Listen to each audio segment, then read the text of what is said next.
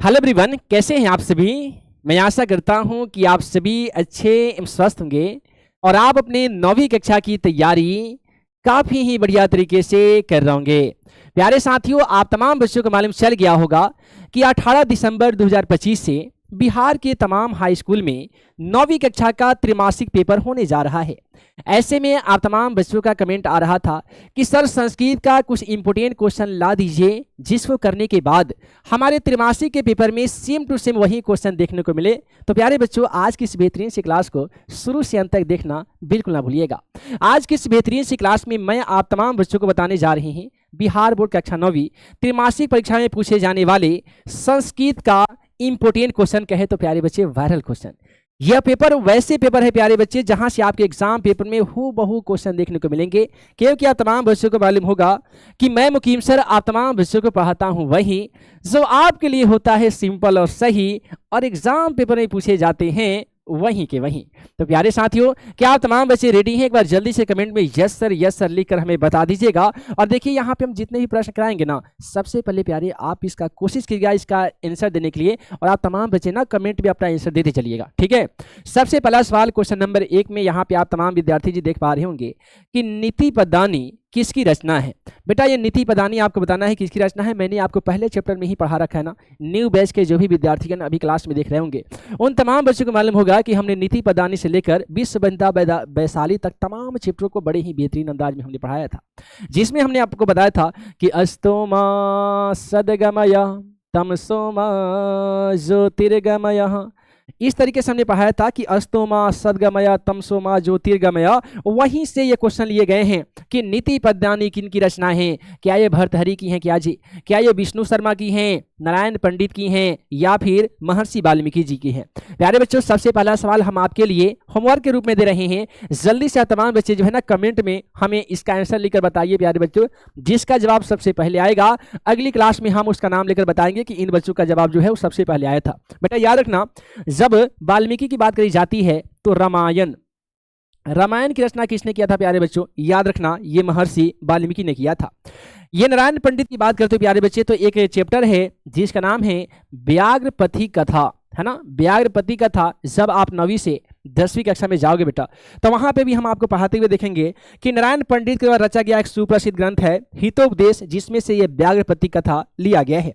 विष्णु शर्मा जो है ये भी एक बहुत बड़े रचनाकार हैं, लेकिन इन चारों ऑप्शनों को देखकर आपको बताना है कि ये नीति पदानी किनकी रचना है। हम बात करते हैं सवाल किस्मत 2 की। कहता है कि ते मर्द लोके डॉट भार भूता रिक्त स्थान में उचित पद भरिए। प्यारे विद्यार्थी जी, यदि आपने तमाम श्लोकों का काफी ही बेहतरीन तरीके से अध्ययन किया होगा ना तो बेटा आपको मालूम होगा कि यहाँ पे जो फिल इन दी ब्लैंक्स करने वाली जो लाइनें हैं ना, ते मर्द लोके भुवि भार भूता, और यहाँ पे मृगाः चरंती ऐसे करके दिया गया है कि कोई ऐसा इंसान जो किसी भी काम को करने में लगनशील नहीं होता है, वह भूमि पे एक मतलब समझिए भार के समान होता है। तो ये भुवि भार भूता होगा प्यारे बच्चे। तो भुवि भार भूता क्वेश्चन का राइट आंसर आपका ऑप्शन ए हो जाएगा। बात करते हैं अगले सवाल क्वेश्चन 3 की। कहता है कि विघ्न के बार बार आने पर भी कैसे लोग कार्य को नहीं छोड़ते हैं। मान लेते प्यारे बच्चे कि अगर आप 9वीं कक्षा के स्टूडेंट हैं और आप अपनी तैयारियों को लेकर काफी ही ज्यादा चिंतित है, दिन रात एक करके अपनी तैयारियां को कर रहे हैं, लेकिन बीच में बहुत सारी परेशानियां आती है, तो क्या परेशानियों से डरकर अपने काम को छोड़ देते हो? क्या जी नहीं छोड़ते हो ना। तो जितने भी ये उत्तम किस्म में लोग होते हैं प्यारे बच्चे, उत्तम किस्म के जो लोग होते हैं ना, ये क्या करते हैं कि अपने काम में आए कितने भी बाधा क्यों ना आ जाए, हर बाधाओं को भली भांति डटकर मुकाबला करते हैं और बाधाओं को हार आकर और अपना लक्ष्य को सुनिश्चित करने का काम करते हैं। तो बार बार विघ्न आने पर भी कौन लोग नहीं घबराते बेटा? तो ये उत्तम लोग होते हैं। अगला कहता है कि असवंतु में कौन सा लकार है? अस्तवंतु की बात करते हैं मेरे प्यारे बच्चे, अत अताम अंतु। अंतु याद रखना मेरे प्यारे बच्चे, जब अंतु की बात करी जाएगी बेटा तो ये लिट लकार की बात करी जाएगी। हम बात करते हैं सवाल क्वेश्चन 5 की कि रंजयती का अर्थ क्या होता है बेटा? रजयंती का मतलब होता है रंज होता है, रजयंती मतलब रंज होता है। राइट आंसर मेरे प्यारे विद्यार्थी जी ऑप्शन ए हो जाएगा। अगले सवाल की बात करते हैं कि सभा में किसकी आवश्यकता होती है। बेटा सभा में मान लेते हैं कि तुम सभा करने जा रहे हो या फिर सभा को सुनने जा रहे हो, उसमें किन चीजों की सबसे ज्यादा अहमियत होती है, किन चीजों की सबसे ज्यादा आवश्यकता होती है बेटा? तो क्या वो बल की होती है? नहीं भैया, सभा में बल थल की क्या आवश्यकता, ये हमारा क्वेश्चन का आंसर नहीं हो सकता है। विक्रम की नहीं मेरे प्यारे, क्या क्षमा की नहीं भैया, इसमें वाक्पटुता की होती है कि श्रोता और वक्ता एक दूसरे को किन बातों को कैसे वाक्पटुता पे ध्यान दे रही हैं, किस प्रकार से वक्ता अपने बातों को रख रहे हैं और किस प्रकार से वो बात को रख रहे हैं कि वक्ता और श्रोता के बीच में कॉम्बिनेशन बन रहा है कि नहीं, तो उसमें वाक्पटुता की सबसे ज्यादा अहमियत होती है। अगला है वचन नियम का अर्थ क्या होता है मेरे प्यारे बच्चे। सबसे पहले देखिए, ये जो वचन होते हैं ना बेटा, वचन का मतलब होता है बोलना, ठीक है बेटा।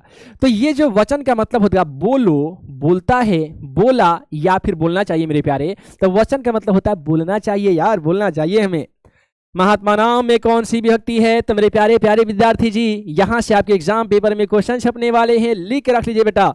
किसी भी शब्द के अंत में ना अगर एक की मात्रा और न आ जाए बेटा, देखते ही बता देना इसमें तृतीया विभक्ति है। जैसे मान लेते हैं बालकेन, विद्यालयन, मोहनेन, है ना, अगर आपको पुस्तकेन ऐसे दिखाई दे बेटा, इसमें तृतीया विभक्ति हो जाएगा।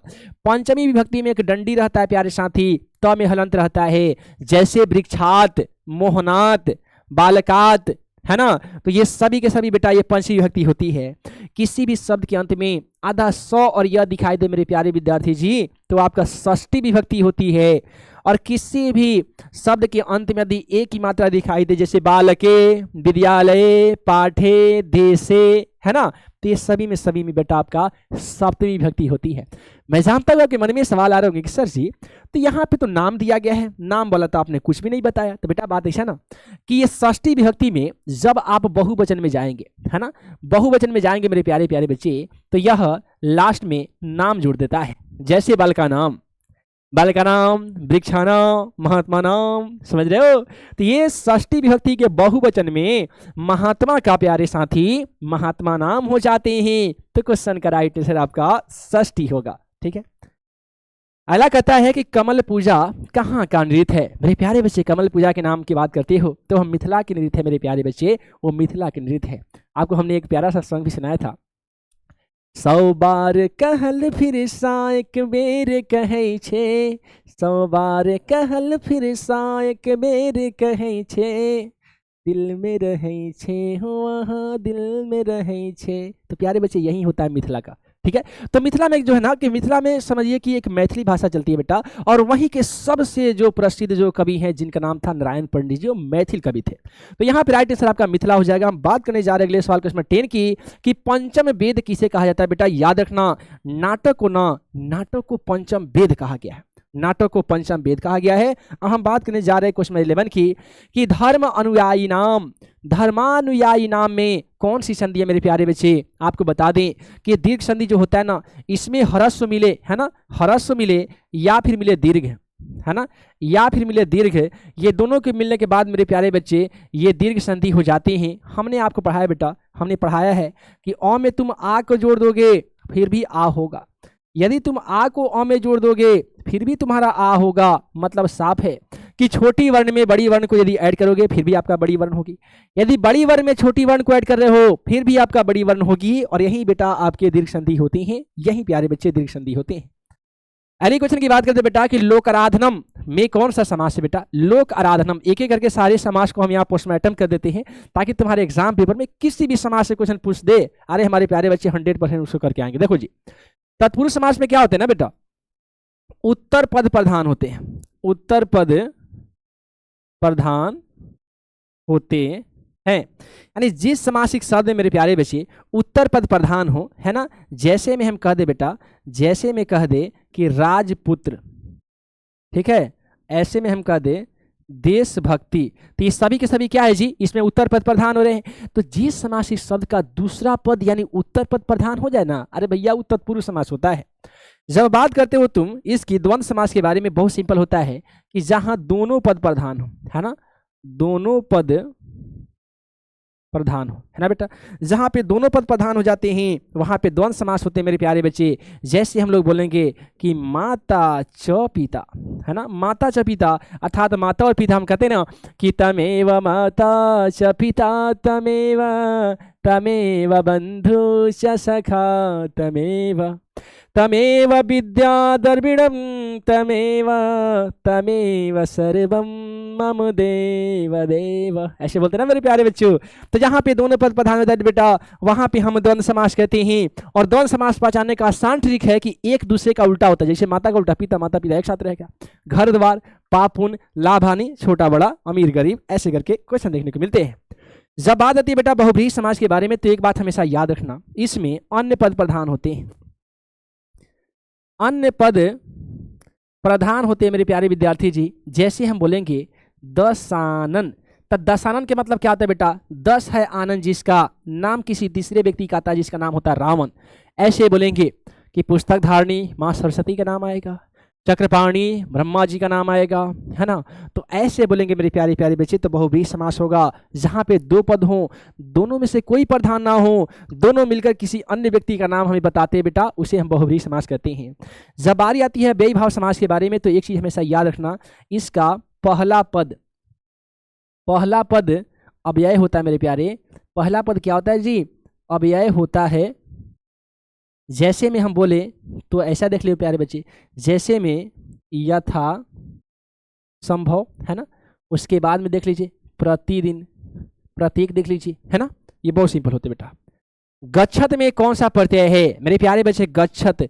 इसमें याद रखना, कहीं पे भी आपको अत दिखाई दे बेटा, अत दिखाई दे, आप सत्री प्रत्यय मारना।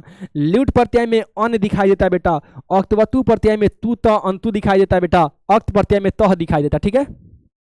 भारतीय संस्कृति में पुरुषार्थों की कितनी संख्या है? देखो बेटा, भारतीय संस्कृति में पुरुषार्थों की जो संख्या की बात करी जाती है बेटा, तो वो दो है, मात्र और मात्र दो है। अगला है संप्रति। किस प्रकार का पद है प्यारे प्यारे बच्चे? तो संप्रति का मतलब होता है और। क्या होता है जी? और होता है, और यह आपके विशेषण होते हैं। देखो जी, अव्यय किसे कहते हैं? जिस पर लिंग और वचन पे प्रभाव ना पड़े।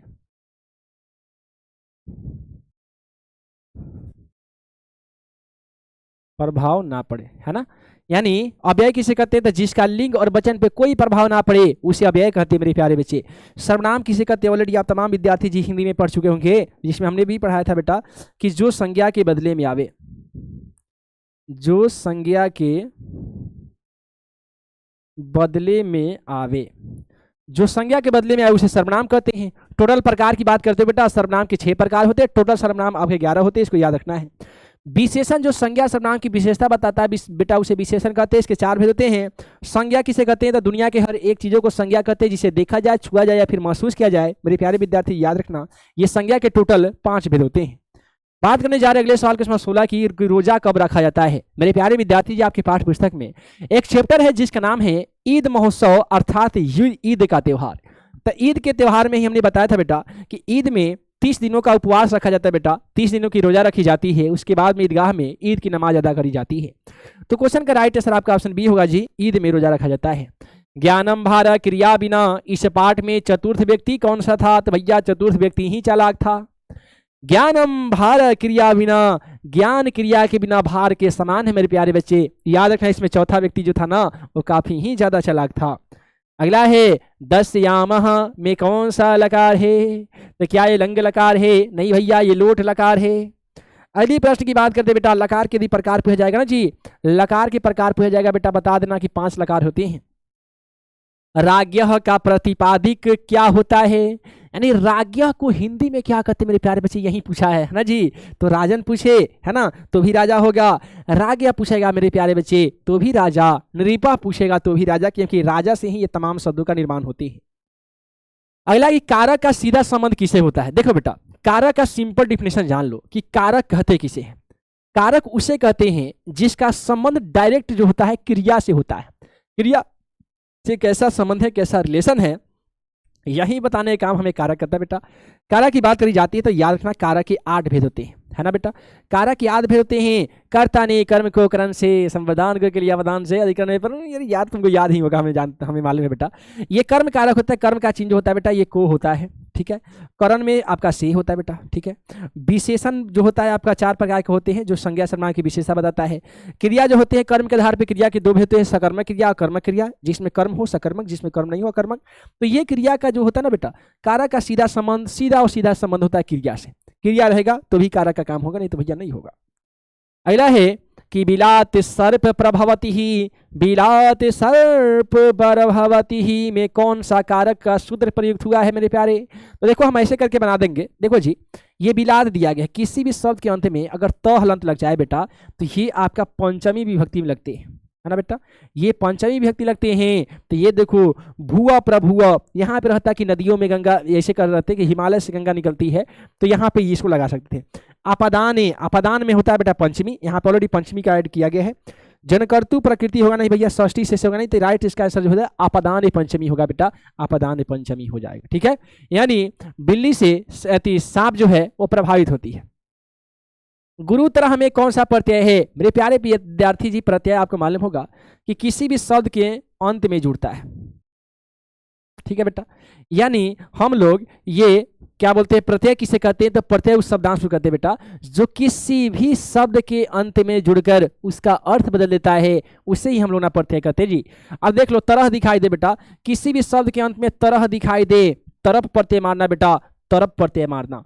और तमप दिखाई दे तो ये आप तरफ तमप प्रत्यय मार देना, सिंपल सा है। अगला है कि पितृ सदृशम में कौन सा समास है मेरे प्यारे बच्चे? सिंपल में समझ लीजिए कि इसमें पहले तो अव्यय है नहीं, है ना, ये पितृ सदृशम में ये आपका पितृ है ना, अव्यय नहीं है बेटा। उसके बाद में देखो नय है ना, ये सदृशम जो है ना, ये स आपका अव्यय ही है, स अव्यय है लेकिन पितृ नहीं है। ठीक है, नय समास ये पहला पद जो होता है बेटा नकारात्मक होता है। द्वंद्व समास में क्या होता है मेरे प्यारे बच्चे? दोनों पद प्रधान होते हैं, तो इसीलिए राइट आंसर आपका तत्पुरुष समास होगा कि नहीं प्यारे बच्चे? जल्दी बताओ। जिस समास का उत्तर पद प्रधान हो उसे क्या कहते बेटा? हमने पढ़ा रखा ना कि जिस समासिक संदेह को समास किसे कहते हैं? दो या दो से अधिक पदों के मेल से बने पद को हम लोग समास कहते हैं। समास में दो पद होते हैं, कई बार पहला प्रधान हो जाता है, कई बार दूसरा प्रधान होता है, कई बार दोनों प्रधान होता है, कई बार दोनों के अलावा अन्य पद भी प्रधान हो जाते हैं। पहला प्रधान होता है तो अव्ययी भाव समास, दूसरा प्रधान होता है मेरे प्यारे बच्चे तो उसे हम लोग क्या कहते हैं? उसे हम लोग कहते हैं तत्पुरुष समास। दोनों प्रधान हो जाए द्वंद्व समास, दोनों में से कोई प्रधान ना हो, अव्ययी भाव समास नहीं बल्कि उसे हम लोग बहुब्रीहि समास कहते हैं बेटा। तो जिस समास शब्द का उत्तर पद प्रधान हो जाए बेटा उसे हम लोग तत्पुरुष समास कहते हैं। उत्तर पद के मतलब हो गया कि अंतिम पद। ठीक है, अंतिम पद। अगला है गुरुतरह में कौन सा प्रत्यय है? तो यहाँ पे देखो बेटा तरह दिया गया है, तरह दिया है तो तरम, और यहाँ पे है तरप, तो भैया तरफ मार दो ना जी, तरफ मार दो, है ना, ये तरम तरफ, ये तमप। ठीक है, दृढ़ तमह, तमह दिखाई दिया बेटा तम तम तम तम तम तम, यहाँ पे दिख गया ना तो तमप प्रत्यय हो जाएगा। कितना सिंपल है यार, तम दिखाई दे तम प्रत्यय मार दो। इष्टन प्रत्यय जैसे गरिष्ठ वरिष्ठ घनिष्ठ में इष्टन प्रत्यय होता है। अगला है कि अस्पर्शनम का अर्थ क्या होता है बेटा? अस्पर्शनम नम दिखाई दिया ना तो इसमें अगर विभक्ति पूछता बेटा तो षष्ठी विभक्ति इसमें लगा हुआ है, षष्ठी विभक्ति लगा हुआ है। स्पर्श के मतलब होता है छूना, तो इसका मतलब यहाँ पे ऑप्शन जो है डी में लिखा है कि क्या मैं आपको स्पर्श कर सकता हूँ, क्या मैं आपको छू सकता हूँ, तो स्पर्श के मतलब ही होता है बेटा छूना। ठीक है, अगला है कि प्रपठ्य में कौन सा प्रत्यय है? देखो बेटा यहाँ पे ध्यान दीजिएगा ना, तो पहले प्र लगा हुआ है, उसके बाद में इसमें एक पठ धातु है, लास्ट में य लगा हुआ है। यहाँ पे ध्यान पूर्वक यदि आप देखो तो बेटा ये जो प्र है ना, ये जो प्र है यह आपका उपसर्ग लगा हुआ है मेरे प्यारे विद्यार्थी जी, ये उपसर्ग लगा हुआ है। पठ जो है ये पठ आपका धातु लगा हुआ है और लास्ट में आपका य लगा हुआ है। हमारी प्रत्यय का नियम कहती है बेटा कि किसी भी शब्द में पहले उपसर्ग लगा हो, बीच में लगा हो धातु, लास्ट में हो य, देखते ही आप बताना कि लैप प्रत्यय है बेटा, लैप प्रत्यय है। लैप प्रत्यय में क्या होता है ना जी, सबसे पहले उपसर्ग होता है, बीच में एक धातु होता है, लास्ट में य होता है।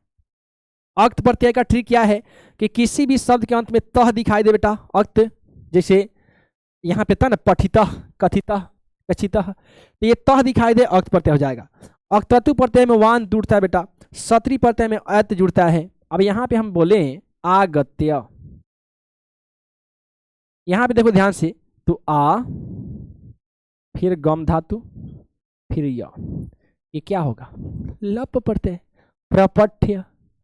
तो ऐसे करके आप बेटा पहचान सकते हो, आप यहाँ से पहचान सकते हो। अगला है सत्री प्रत्यय का उदाहरण क्या है? देखो बेटा सत्री प्रत्यय में हमेशा लास्ट में अत जुड़ते हैं, जैसा कि आपको मालूम है। जैसे भू प्लस अत से टू भवत हो जाएगा, लास्ट में यहाँ पे अत नहीं है, यहाँ पे कतवा है, तो बेटा ये कतवा प्रत्यय इसमें लगा हुआ है। ठीक है, ये आनिया है तो ऑनियर प्रत्यय लगा हुआ है, तो राइट आंसर मेरे प्यारे बच्चे ऑप्शन ए होगा, क्योंकि सत्री प्रत्यय किसी भी शब्द के अंत में अर्थ जोड़ता है और यहाँ पे भू प्लस अर्थ इक्वल टू भवत होते हैं। अगला है यतो वाचो निवर्तन्ते डॉट डॉट क्वेश्चन है, यह श्लोक कहाँ से लिया गया है? तो मेरे प्यारे बच्चे यतो वाचो निवर्तन्ते है, तो हमने आपको पढ़ा रखा ना बेटा, हमने आपको बड़े ही बेहतरीन तरीके से मेरे प्यारे विद्यार्थी जी पढ़ा रखा है। किसमें भैया? तो पहला चैप्टर में ही पढ़ा रखा है, पहले चैप्टर में, उसी में था स्तोमा दीर्घमय, उसमें था मेरे प्यारे बच्चे, उसी के पहला श्लोक है यतो वाचो निवर्तन्ते, ये तैत्तिरीय उपनिषद से लिया गया मेरे प्यारे बच्चे, तैत्तिरीय उपनिषद से। याद रखना, उपनिषद की जब बात करी जाएगी बेटा, आपसे एग्जामिनर ये से पूछ सकता है कि उपनिषद कितने होते हैं जी? तो 108 होते हैं। रचनाकार कौन होते हैं बेटा? तो रचनाकार इसके महर्षि वेद व्यास जी होते हैं, इसको भी आपको याद रखना है। अगला कि त्वमादिदेव पुरुषा पुराण डॉट डॉट विश्वमंतः रूप, यह श्लोक कहाँ से लिया गया बेटा? तो यह जो है ना आपका गीता से लिया गया बेटा, गीता से लिया गया है। तैत्तिरीय उपनिषद, बृहदारण्यक उपनिषद, इनमें से कोई नहीं होगा, नहीं, ये गीता से लिया गया है। अगला है आदि पुरुष कौन है? तो भैया आदि पुरुष को हम लोग विष्णु भगवान कहते हैं। आदि पुरुष कौन है मेरे प्यारे बच्चे? तो वो भगवान विष्णु जी हैं, जिनको हम लोग आदि पुरुष कहते हैं। अगली प्रश्न की बात करते हैं कि यह संसार किससे व्याप्त है? तो मेरे प्यारे बच्चे यह जो संसार है ना, यह अज्ञान से व्याप्त है, अंधकार से, ब्रह्मा से, या फिर हम कहें तो प्रकाश से। मेरे प्यारे बच्चे यह संसार जो है ना व्याप्त पूछा जाएगा तो ब्रह्मा जी से है, और यही पूछता है कि किससे ढका हुआ है, ढका हुआ पूछता है मेरे प्यारे बच्चे, तो वैसे स्थिति में आपका अज्ञानता से हो जाता है। अगला क्वेश्चन देख लीजिए मेरे प्यारे प्यारे विद्यार्थी जी, क्वेश्चन नंबर यहाँ पे है ना, क्वेश्चन नंबर यहाँ पे 34 क्या कहता है? ब्रह्मा का स्वरूप कैसा है बेटा? तो ब्रह्मा का स्वरूप कभी भी भयानक नहीं हो सकता है बेटा, दुखमय नहीं हो सकता है, ये आनंदमय हो सकता है मेरे प्यारे बच्चे, ये आनंदमय हो सकता है। तो राइट आंसर आपका ऑप्शन ए होगा प्यारे बच्चे, ऑप्शन ए होगा। अगला सवाल कहता है कि ब्राह्मण पुत्र कहाँ रहते थे? ओ मेरे प्यारे बच्चे, ब्राह्मण पुत्र कहाँ रहते थे? आपको मालूम होगा कि वो लोग गांव में नहीं, वे लोग नगर में रहते थे। बाद में जो है ना उन लोगों ने सोचा यार कि हम लोग बैठे बैठे ना कुछ काम धाम करते नहीं है, ऐसे में हमारी जिंदगी है ना, जीवन काफी ही नरक के समान होते जा रही है, हमें कुछ करना चाहिए, हमें मुद्रा अर्जित करनी चाहिए, इसके लिए हमें कुछ करना चाहिए ना भैया, कुछ पाओ न, कुछ पाना होगा तो कुछ खोना भी होगा, है ना। तो इसके लिए वो लोग काम करने के लिए निकलते हैं, रास्ते में जाते हैं तो कुछ खोदते हैं। बत्ती, एक ऋषि कहते हैं कि ये जो बत्ती ले लो, जहाँ पे बत्ती गिर जाए वहीं पे खुदाई करना, तुम्हें कुछ मिल जाएंगे, है ना। तो ऐसे में ये लोग नगर में रहने वाले थे मेरे प्यारे बच्चे। अगला है कि किनके बीच धनहीन होकर रहना श्रेयस्कर नहीं होता? 2021 के सेम टू सेम पेपर में पूछा गया था बेटा। तो देखो किनके बीच में धनहीन होकर, तो जो अपने स्वजन बंधु होंगे ना बेटा, जो अपने ही बंधु होंगे, अपने जान पहचान के जो लोग होंगे, उनके साथ में धनहीन होकर सोचो कि हम बढ़िया तरीके से जीवन यापन कर लिए, संभव नहीं है ना बेटा।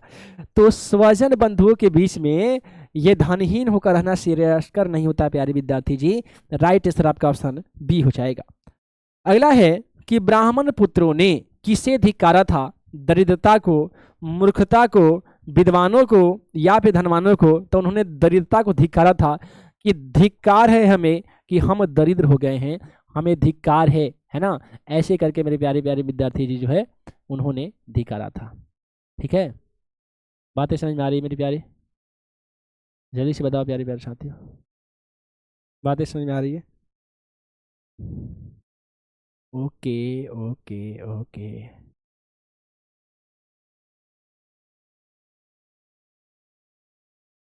चलो जी, अब यहाँ पे देखो मेरे प्यारे, कहता है कि चारों ब्राह्मण पुत्र कहाँ पे गए थे मेरे प्यारे बच्चे? तो क्या उज्जैन गए थे कि नहीं गए थे प्यारे बच्चे? जल्दी बताओ, उज्जैन गए थे कि नहीं?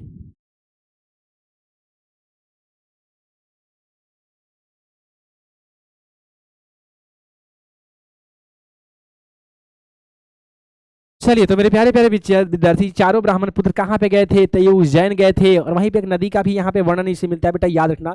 ये जो उज्जैन है कहाँ पे आपको कितने बच्चों को लगता है कि एमपी में है? जल्दी से फटाफट में बताओ बेटा। चित्रकूट नहीं गए थे जी, हरिद्वार भी नहीं गए थे, जयपुर भी नहीं गए थे। अगली प्रश्न की बात करी जाती है कि शिप्रा नदी कहाँ पे मेरे प्यारे बच्चे? तो ये शिप्रा नदी की बात करी जाती है, तो ये भी आपका उज्जैन में ही है, जहाँ पे चारों ब्राह्मण पुत्र जो है वो धन की खोज में जाती हैं। अगली प्रश्न की बात करी जाती है कि संसार किससे ढका हुआ है मेरे प्यारे बच्चे? ये संपूर्ण संसार जो है ना, ये अज्ञान से ढका हुआ है, यह मोह लोभ गर्व नहीं।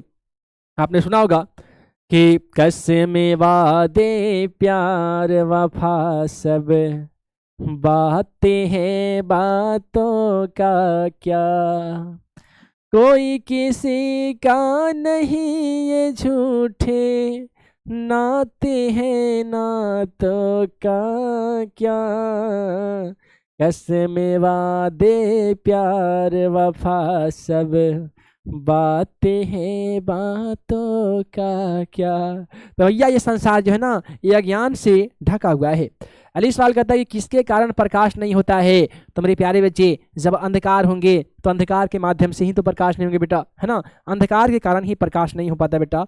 अगला क्वेश्चन कहता है कि मित्र साथ क्यों छोड़ देता है। आपको मालूम है बेटा कि हित परित हिताई बिताई साथ छोड़ देला, जब समय होला कमजोर, जब समय होला कमजोर त हर कोई साथ छोड़ देला, जब समय होला कमजोर त हर कोई साथ छोड़ देला। तो भैया ये लोग जो होते हैं ना अज्ञानता के कारण, लोभ के कारण, माया के कारण या मोह के कारण, तो बेटा ये लोभ के कारण ही, अपने लालच के कारण, अपने स्वार्थों की पूर्ति हेतु ही जो है अपना साथ छोड़ देते बेटा, लोभ के कारण साथ छोड़ देते हैं। जीव डॉट डॉट के कारण स्वर्ग नहीं जा पाता मेरे प्यारे बच्चे। तो इंसान जो है ना आसक्ति के कारण, देखो आपके चैप्टर में यक्ष युधिष्ठिर संवाद है बेटा, वहीं पे यक्ष देवता ये सवाल करते हैं कि हे युधिष्ठिर ये बताओ कि किसके कारण इंसान जो है ना स्वर्ग नहीं जा पाता है। तो वे आसक्ति के कारण ही इंसान स्वर्ग में नहीं जा पाता है। अगला डॉट डॉट का ज्ञान ही वास्तविक ज्ञान है। तो बेटा किसका ज्ञान ही वास्तविक ज्ञान है। तो मेरे प्यारे विद्यार्थी जी पुस्तक ज्ञान होना वास्तविक ज्ञान नहीं है, वेद का ही ज्ञान होना वास्तविक ज्ञान नहीं है, मीमांसा का ज्ञान होना ही वास्तविक ज्ञान नहीं है मेरे प्यारे, ब्रह्मा जी का ज्ञान होना ही वास्तविक ज्ञान है। जो ब्रह्मा जी को जान लिया, ब्रह्मा किसी कहते हैं मेरे प्यारे बच्चे, जो ब्रह्मांड के रचनाकार हैं, जो उनके ज्ञानों को जान लिया वहीं आपके जो है सफल हो गया। अगला हमारी प्राचीन संस्कृतियाँ कहाँ सुरक्षित है बेटा। क्या वेद में है, उपनिषदों में है, महाभारत में है, या फिर रामायण में है। मेरे प्यारे विद्यार्थी बात करी जाती है वेद की, तो एक चीज़ हमेशा याद रखना, वेद कितने होते हैं बेटा। तो ये 4 होते हैं। कौन कौन होते हैं ये भी हमने पढ़ा रखा है कि ऋग वेद होते हैं, साम वेद होते हैं, यजुर वेद होते हैं, अथर्व वेद होते हैं बेटा। ये 4 प्रकार के वेद होते हैं। याद रखना उपनिषद की जब बात करी जाएगी बेटा, उपनिषद की जब बात करी जाएगी तो ये 108 अर्थात 108 होते हैं, और ये वही उपनिषद है जिसके रचनाकार महर्षि वेद व्यास जी हैं।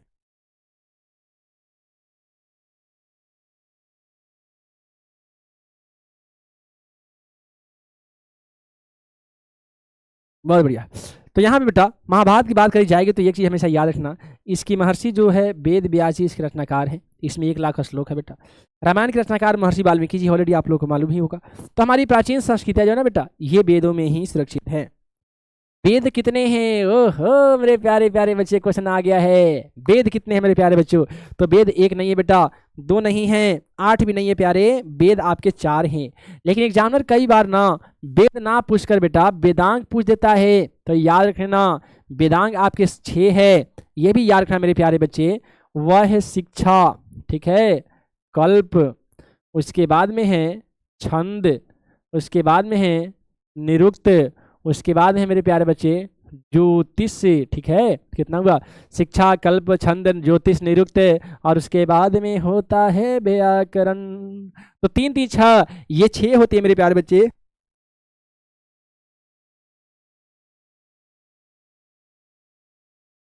तो प्यारे विद्यार्थी जी ये जो 6 होते हैं ना बेटा, ये आपके जो 6 होते हैं यही आपके वेदांग होते हैं बेटा। वेद के नाम पूछा जाएगा तो याद रखना बेटा, पंचम वेद किसको कहते हैं, नाटक कहते हैं। वेद 4 होते हैं बेटा, ऋग वेद, यजुर्वेद, अथर्ववेद, सामवेद होते हैं। वेदांग होते हैं 6, शिक्षा, कल्प, छंद, निरुक्त, ज्योतिष, व्याकरण। व्याकरण के रचनाकार महर्षि पाणिनि जी है, इसको याद रखिएगा बेटा। साथ ही संस्कार, यदि आपसे एग्जामिनर पूछ दे कि संस्कार कितने होते हैं बेटा, तो 16 संस्कार बनती 16 होते हैं। पुराण के बारे में पूछ दे कि पुराण कितने होते हैं साथी, तो पुराण यदि पूछा जाए ना बेटा तो पुराण बता देना कि 18 पुराण होते हैं, 16 संस्कार होते हैं। इसके रचनाकार महर्षि वेद व्यास जी होते हैं। अगला है कि ऋषिगण ज्ञान स्वरूप वेद को कहाँ धारण किए हैं। ऋषिगण जो थे ना ये ज्ञान के समान जो वेद है हमारी, इस वेद को कहाँ पे धारण किए थे प्यारे बच्चे, सप्त सिंधु में, गंगा के तट पे, हिमालय की गोद में, या फिर कहीं नहीं। तो मेरे प्यारे बच्चे याद रखना सप्त सिंधु में ही बेटा, सप्त सिंधु में ही ये जो लोग हैं ऋषिगण ज्ञान के समान वेद को धारण किए थे। अगला है शुक्ल यजुर्वेद में कितने अध्याय हैं मेरे प्यारे बच्चे। तो शुक्ल यजुर्वेद की बात करी जाएगी है ना, तो एक आपके चतवारह वेदा करके एक चैप्टर है प्यारे बच्चे, उसी में बताई गई है कि शुक्ल यजुर्वेद में टोटल 400 अध्याय बेटा, टोटल 400 अध्याय है। शुक्ल यजुर्वेद में कितने मंत्र संकलित है? तो मेरे प्यारे बच्चे 1975 मंत्र संकलित है। इसको हर हाल में याद रख लीजिएगा, 1975 मंत्र संकलित है। अगला क्वेश्चन कहता है कि आर्यभट्ट कस्य शास्त्र का कस्य ग्रंथ शास्त्रस्य ग्रंथकारः। आर्यभट्ट कस्य शास्त्रस्य ग्रंथकारः। आर्यभट्ट किस ग्रंथ के रचनाकार है या किस शास्त्र ग्रंथ के रचनाकार है बेटा? तो आपको मालूम होना चाहिए कि ये जो आर्यभट्ट थे ना, ये जो थे बेटा गणित के, है ना, गणित के ज्ञाता थे। गणित के इन्होंने आविष्कार किया बेटा, गणित के जनक माने जाते हैं। और साथ ही इन्होंने एक पुस्तक की रचना करी थी बेटा, जिनका नाम है आर्यभट्टियम नामा, आर्यभट्टियम। और साथ ही याद रखना बेटा, ये खगोल विज्ञान के बहुत बड़े जानक थे बेटा, खगोल विज्ञान के। तो राइट इसका आंसर खगोल हो जाएगा। यानी आर्यभट्ट कस्य शास्त्रकार ग्रंथकार, तो आर्यभट्ट खगोल शास्त्रस्य ग्रंथकार। राइट आंसर आपका ऑप्शन बी हो जाएगा। अगला कहता है कि इयम भाषा डॉट अस्ति, इयम भाषा डॉट अस्ति, यानी यह भाषा कैसी भाषा है? तो मेरे प्यारे बच्चे याद रखना, क्या संस्कृत भाषा मरी भाषा है? क्या यह भाषा अजर और अमर है, या दोनों, या इनमें से कोई नहीं? तो मेरे प्यारे बच्चे अजर अमर और मृता को एक साथ हम नहीं कर सकते बेटा। तो इयम भाषा अंजरा अमरास्ति, कि यह जो भाषा है प्यारे बच्चे अजर और अमर है। राइट इसका आंसर ऑप्शन बी होगा प्यारे, ऑप्शन बी हो जाएगा। अगला है कि कस्याम भाषायाम वेदा उपलभ्यन्ते, कि किस भाषा में जो वेद है वो उपलब्ध होते हैं। यानी वेद किस भाषा में बेटा? ऑलरेडी तो सिंपल सी क्वेश्चन है, आपको मालूम ही होगा कि वेद शास्त्र की बात करी जाती है तो ऑलमोस्ट सारे के सारे वेद शास्त्र जो है बेटा ये संस्कृत भाषा में ही रची गई है, क्योंकि संस्कृत को ही प्राचीन भाषा माना गया है और प्राचीन भाषाओं की जननी भी संस्कृत को ही माना गया है। तो बेटा याद रखना कि हिंदी भाषा नहीं, ये संस्कृत भाषा में ही जो है तमाम वेद उपलब्ध होते हैं। अगला कि पाणिनि कस्मिन् शास्त्रे निपुणः, पाणिनि किस शास्त्र में निपुण थी बेटा? तो वो व्याकरण शास्त्र है। व्याकरण के सबसे बड़े जनक जो है महर्षि पाणिनि को ही माना जाता है। कस्याम भाषायाम सब निर्माण पद्धति अस्ति, तो भैया वो भी आपका संस्कृत ही हो जाएगा। हम जब संस्कृत पढ़ रहे हैं तो जाहिर सी बात है इसमें दूसरे वाली भाषा की कोई जरूरत पड़ेगी नहीं। तो मेरे प्यारे प्यारे विद्यार्थी जी, मैं आशा और उम्मीद करूंगा कि आज का यह प्यारा सा वीडियो लेक्चर आप तमाम विद्यार्थी जी को काफ़ी ज़्यादा हेल्पफुल साबित करेंगे आपके 18 को होने वाले एग्जाम पेपर में। तो मेरे प्यारे बच्चों आज के लिए इतना ही। मैं आशा और उम्मीद करूंगा कि आज का प्यारा सा वीडियो लेक्चर आप तमाम बच्चों को काफ़ी ही पसंद होगा। बेटा वीडियो कैसा लगा नीचे एक प्यारा सा कमेंट करके हमें जरूर बताइएगा। मैं मुकीम सर मिलूंगा अगली क्लास में नए मजेदार सी वीडियो लेक्चर के साथ। तब तक के लिए तमाम प्यारे बच्चों क्लास में बने रहने के लिए बहुत बहुत धन्यवाद।